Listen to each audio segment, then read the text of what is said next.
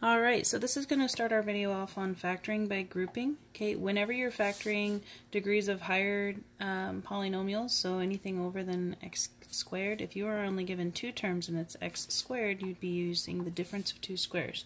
Remember, the difference is subtraction, and you'd be using this formula right here. Okay, the next one is difference of two cubes, so that would be if you had 9 or 27 or 64, something like that, you would be able to factor that out. Okay, the sum of two cubes, so not only with difference, you could have addition, and if you had that, then you would factor that out. We're going to practice all of these today.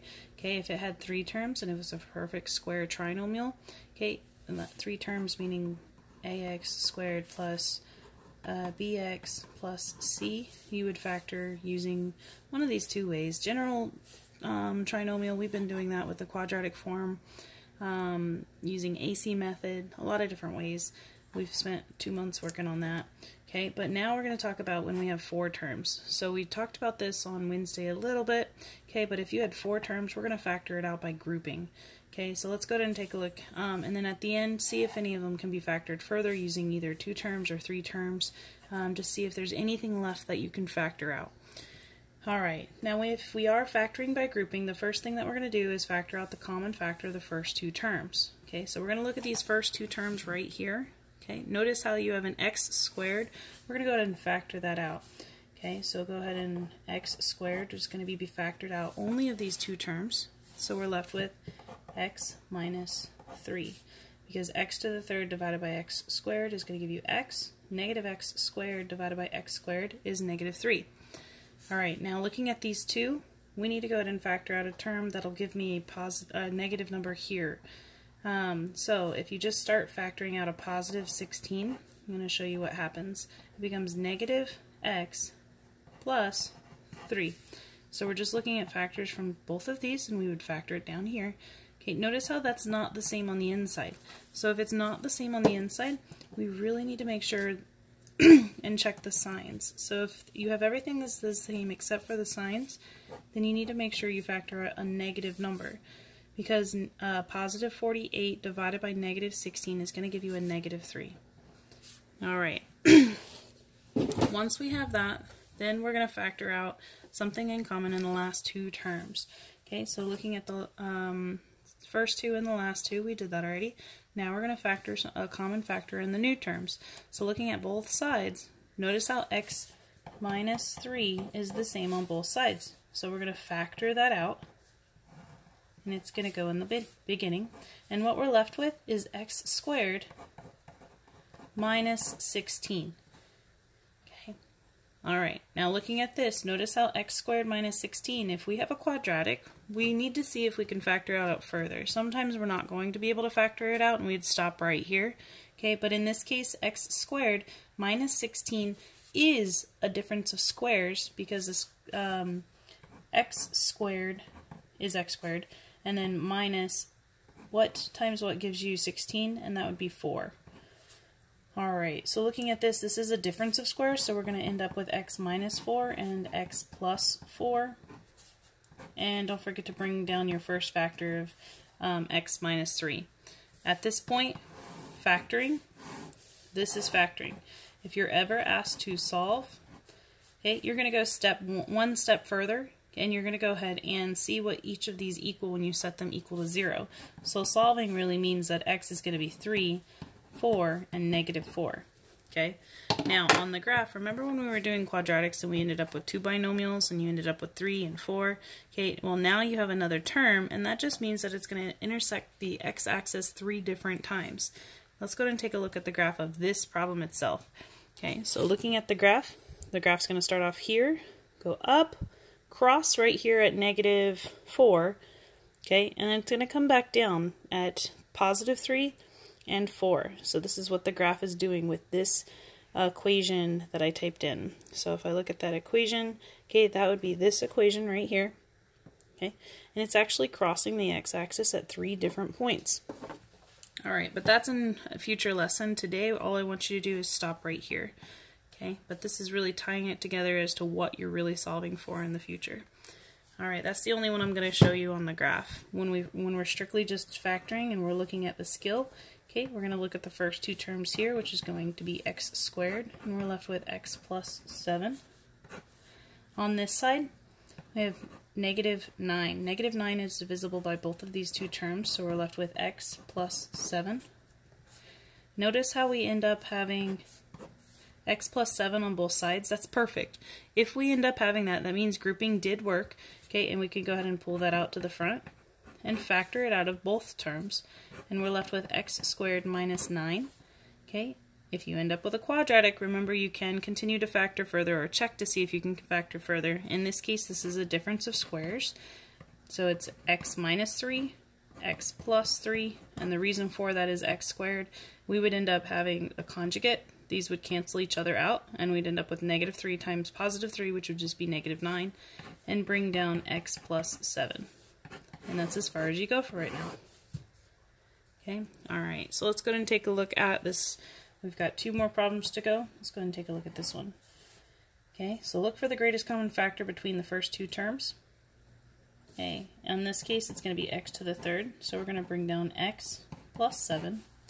Looking at these two terms, we're going to go ahead and bring down positive 8, or factor out positive 8, and we're left with x plus 7, because 8x divided by 8 is going to give us x. 56 divided by 8 is 7. Okay, looking at this, we end up with the same terms on both sides. We have x plus 7, x cubed plus 8. Okay, now we have two terms, but we cannot call this a square anymore because we're left with the cubic value. So let's go ahead and see which cubic formula, if it fits, we can go ahead and use it and factor out further. Otherwise, we're going to have to stop here.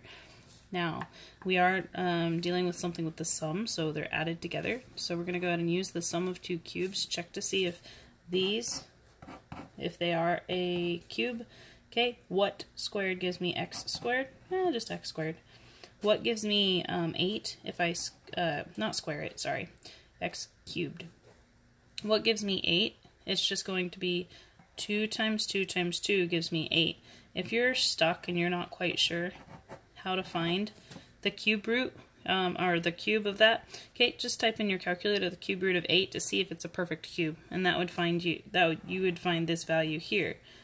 Okay, so we have A and B. They're represented by our symbols here. Alright, so I'm going to bring down this x plus 7 because we're not going to use it right now. Since we are using the sum of cubes, and we're going to go ahead and start off with, I'm just going to write the formula that's right here for sum of cubes. That way I know what I'm plugging into. So it's a plus b, a squared minus ac, or ab, plus b squared. Wherever you see a, you're going to plug in x. That's it. Wherever you see b, you're plugging in 2. X squared minus 2x, I'm going to go ahead and rewrite it. It's actually going to be x times 2, which I'm going to rewrite as 2x, plus, okay, b squared, which is 2. 2 squared is just going to give us 4. And we're stopped right here. Look to see if your quadratic can be factored further. What factors of 4 are going to give you negative 2? Only one I can think of is 2 times 2, which is giving me a 4 here. Negative 2 times negative 2, still a negative 4. And then negative 1 times positive 4, or negative 4, and that's still going to give me negative 5. So I have no more factors that I can factor out. Okay, later on I'm going to show you that using the quadratic formula, that's going to give you a decimal answer, but when we're factoring completely, that's as far as you can go. Alright, so let's go ahead and take a look at the last one. The last one, we have 4 terms. We're going to go ahead and factor by grouping. First two, we're going to go ahead and factor out x to the third because they both share that in common. Okay, they do not share the coefficients, so we're going to keep that there. So when we divide that out, 2x to the fourth divided by x to the third, okay, that's just going to be 2x plus 1.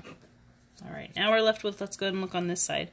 I noticed that there's 2 negatives, so I know I'm going to have to factor out a negative because I truly want a positive over here. Okay, so factoring out, let's go ahead and see factors. You could pick 2, or not 2, you could pick 3, you could pick 9, but we want the greatest common factor between the two. And that greatest common factor is really 27. If you get to the point where you factor out, say, a 9 or a 3, and you notice that in the inside you can factor out more, go ahead and do that and multiply this number by that. Okay, but in this case it's going to be negative 27, and that's just going to be 1. Alright, now they both share 2x plus 1 in common, and I'm left with x cubed minus 27.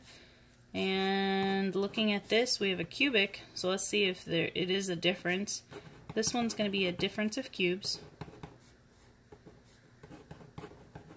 So I'm going to go ahead and write down the difference of cubes formula, give some space for...